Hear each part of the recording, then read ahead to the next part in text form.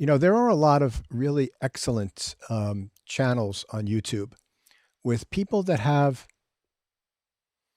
a lot of experience in various avenues of the music industry. There are people like Junkie XL who scored blockbuster films. He hasn't put out any videos in the past year or so, but he was making regular videos. He talked about how he works, his whole setup. It was very, very interesting how he integrated hardware synthesizers into his sequencing setup, how he mixed things, how he composed. I mean, he's somebody who taught himself how to read music, and he was a DJ at first, and then once he started working with Hans Zimmer, he started getting opportunities to write music for film, and he actually taught himself how to read and write music onto manuscript, onto notation.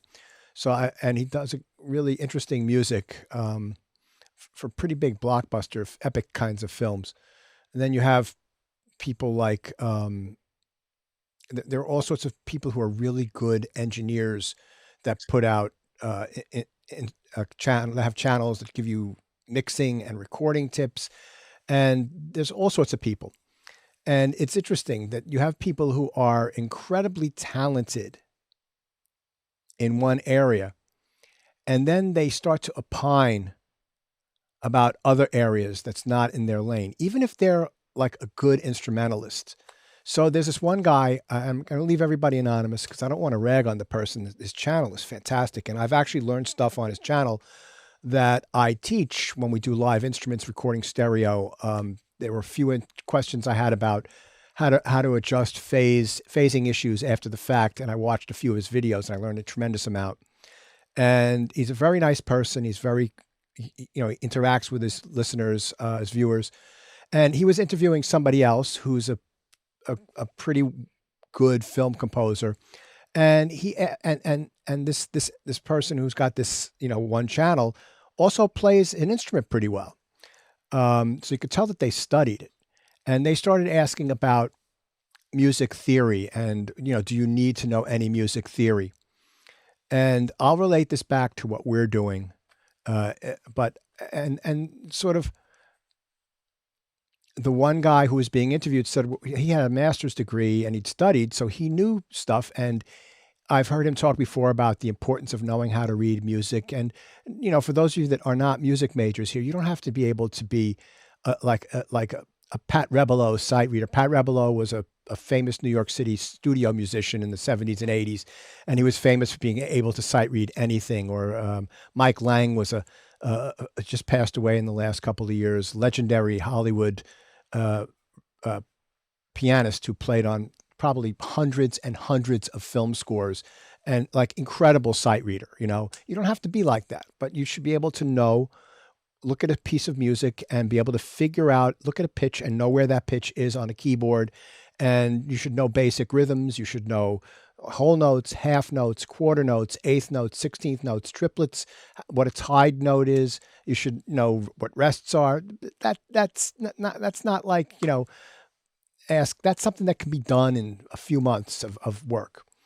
But this one person who was doing the questioning, he didn't think you needed to know music theory at all. And he said that, he said back in Beethoven and Mozart's day, they didn't have the kinds of music theory that you have now, and their music was so much better. So, I made a comment, and I made the comment of two comments. The first comment I made was, well, music theory is something that you learn, but you don't let it rule your life, right? So for me, as an undergraduate student at Queens College, I studied with some very intellectually deep and well-known people in academia. I studied with George Pearl. George Pearl taught at Queens College. He's a fairly well-known 20th century composer and theoretician, and he was an expert on the music of Alban Berg, who was one of proteges of Schoenberg in the 12-tone style. George wrote two very influential books, 12-tone tonality and serial atonality. And I took class with him, and he was very, very intellectual about how he approached music. But when you listen to his music, it doesn't sound like that at all. But he could analyze anything and talk about it. I studied with Carl Schachter. I studied Shankerian analysis for a year. Carl's probably like one of the foremost proponents of that. And he's got books he wrote about it. And then on the other hand, I studied with Thea Musgrave and Jimmy Heath, and they knew exactly what they were doing. They could describe what they were doing. They knew a lot about theory, but they didn't think about music in those terms when they were doing it. They thought about music as it was a creation and it told a story.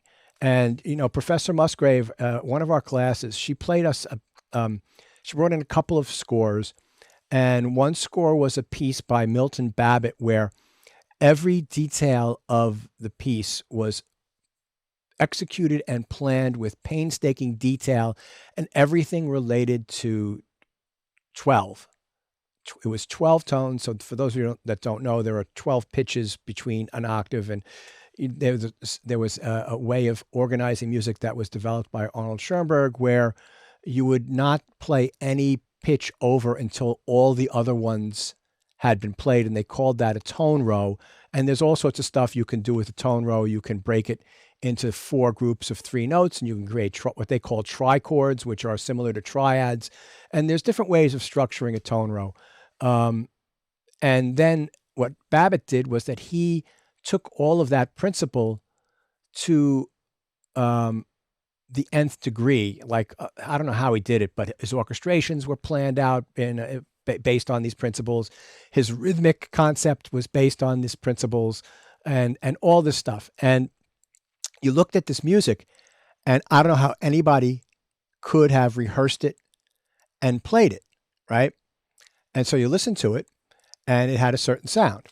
And then Professor Musgrave showed us a piece that she had written where she wanted an effect that was similar to what Milton Babbitt did. She didn't say, I want something like Milton Babbitt, but she said the overall effect was something that when she heard his piece, I tried to do something like that. And what she did was she wrote out instructions to the player and little indications with just some shorthand stuff, and gave the players freedom to do what she wanted, but she wrote it out in English, and she said, play this section, start off slowly and stay in between these pitches and have long tones. And then in the next section, play twice as fast, stuff like that. Right. And she said it took us about half an hour to rehearse this take. And it sounded just like, it sounded the same thing. So, what's better, right? But the thing that I took issue with was that in Mozart and Bach and Beethoven's time, tonal music had only been around for a very short period of time, right? Even like the tonal music, if you think about like Haydn, Mozart, and Beethoven, the tonal music is defined by a dominant tonic relationship, right? The 5 chord resolving to the 1 chord. And that's in the background structure. If you look at the music that they wrote, like the stuff that's in sonata allegro form, you've got the exposition, it's in the tonic key. You've got the development, which starts on the dominant, the 5 chord, and then goes around and comes back so that the recapitulation is back in the tonic, and the piece ends. So that tripartite, that 3-section form, helped to define tonality at that time. Even in Bach's time, the stuff sounds like it's in a key and like it's tonal, but it doesn't have that same kind of background structure where you can, like what Shankerian analysis and analysts do, is they map out the whole piece as to like, this is 1, this is the structural 5, and this is the structural 1. Right? That's not as easy to do in Bach. So, for example, if you look at like the Bach partitas, they're usually 2 sections bipartite, right? So that there's the first section, it ends on the 5 chord. The next section starts on the 5 chord and then resolves back to the tonic. But then all the routes that Bach takes to get back to the 1 chord, they might not necessarily relate back to the dominant. Right? He was so skilled and so incredible a composer that he could modulate to any key from any other key. I mean, the guy was unbelievable. But with the classical composers like the three I mentioned, Haydn, Mozart, and Beethoven, right? They all the stuff in the exposition where they're going from the five back to the one, you can relate it all back to that dominant and the tension it creates with that dominant, you know. And then you could see how music going through the 18th century, they started dividing and stretching things out. So instead of going to the five chord, you have people like Schubert would go to the three chord for a while first, you know, and then there's a whole piece like a Brahms sextet. I think it's Opus 18, number 6, where there's no real structural dominant chord, right? So as the 18th century moved forward, things got stretched further and further apart. And that's why you see like Haydn had 100 and something symphonies, Mozart had 40 something symphonies, Beethoven had 9th, and by the time you get to Brahms, he only had 4 symphonies because it was getting more and more difficult to come up with new stuff to relate into those old forms. And so then out of that, you have the 12th tone eventually because it comes into play because composers in the late 1800s started having music that was sort of had no way of relating to a 5/1 in the same way that the early 1800s did. And so you would have people that would create a tonal center by repeating something over and over again. Like my Professor Burnett used to say, assertion through repetition, right? If you hear something often enough, you assume that that's going to be your tonic area. And so, you know, before Beethoven and Mozart, there was only a little bit of time for theory between Beethoven and Mozart, and now there's an additional 200 years. Look at all the music that's occurred. There's so much more music to analyze and understand what makes it work.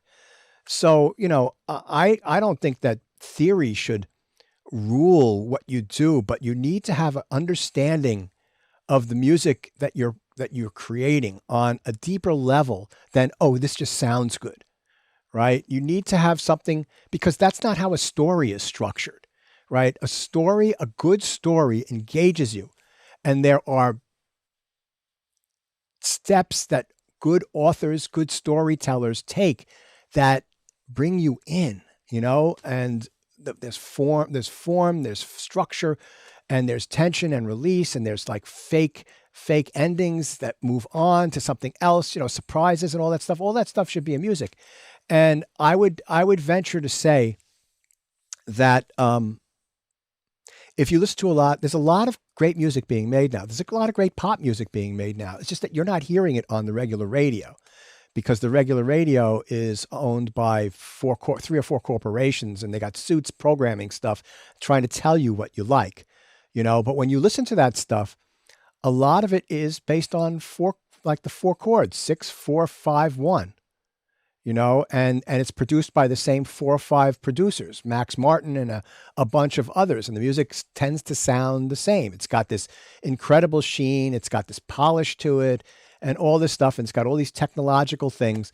But when you look at the bare bones of the music, not much there, you know, and not to romanticize about another time, but when I was growing up, Louis Armstrong had a top 5 single.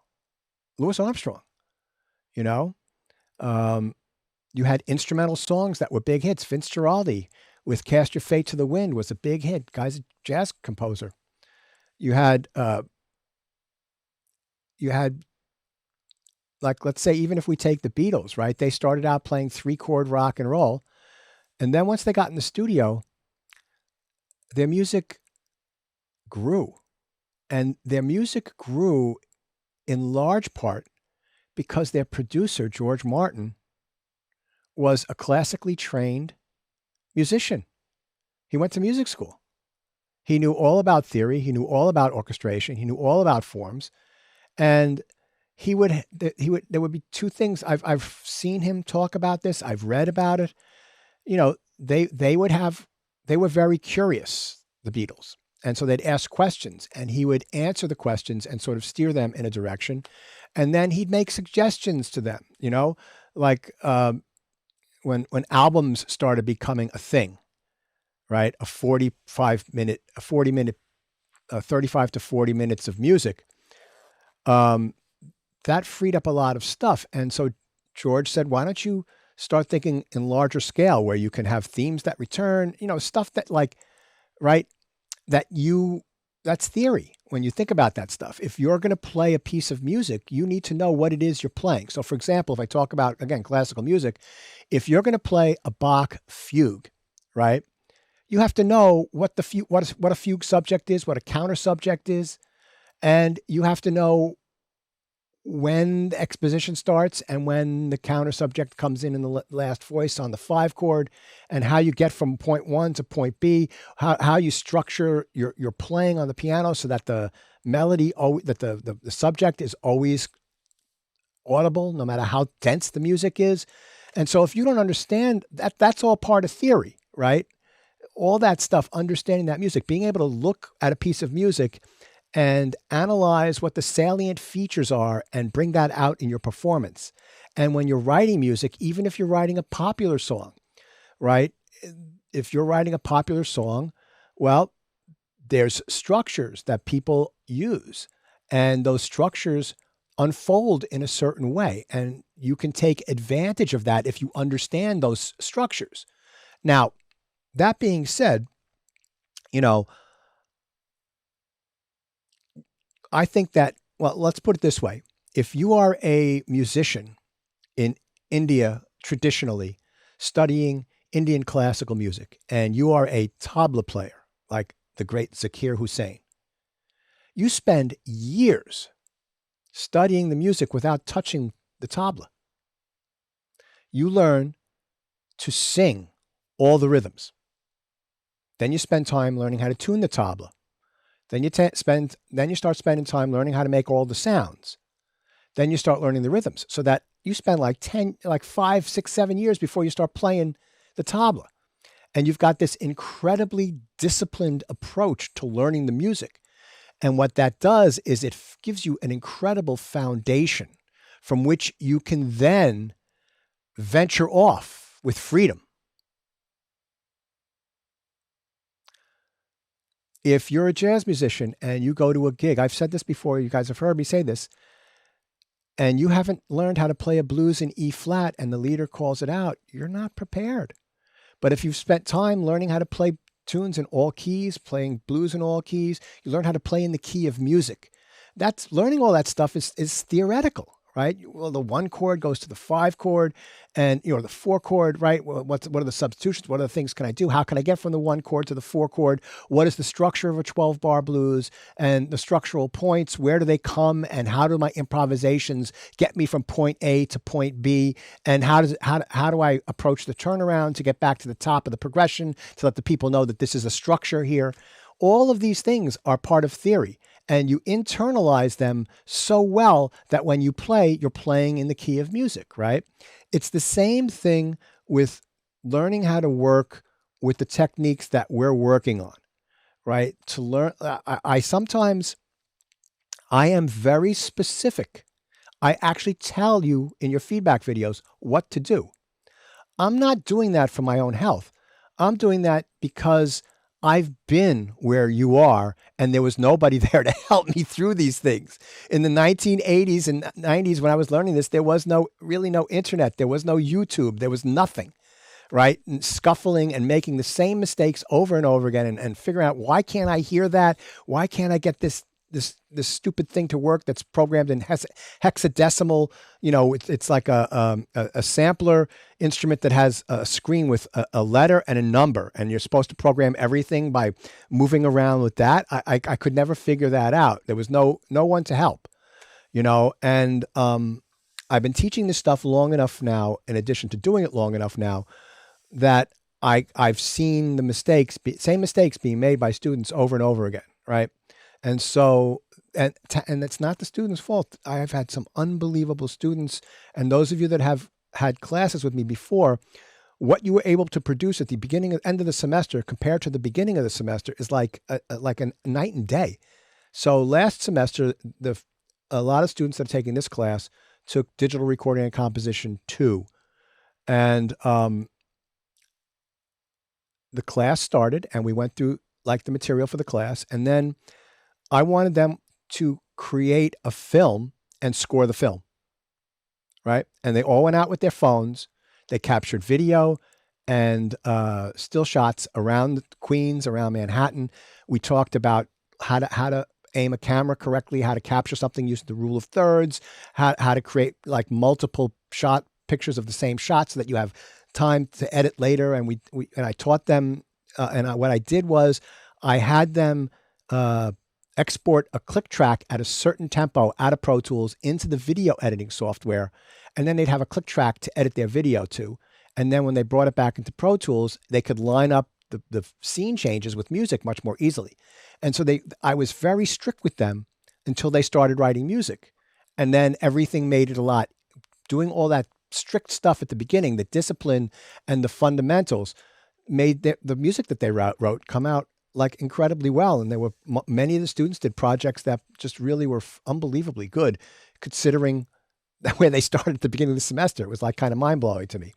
So anyway, I just wanted to start off the class with that comment.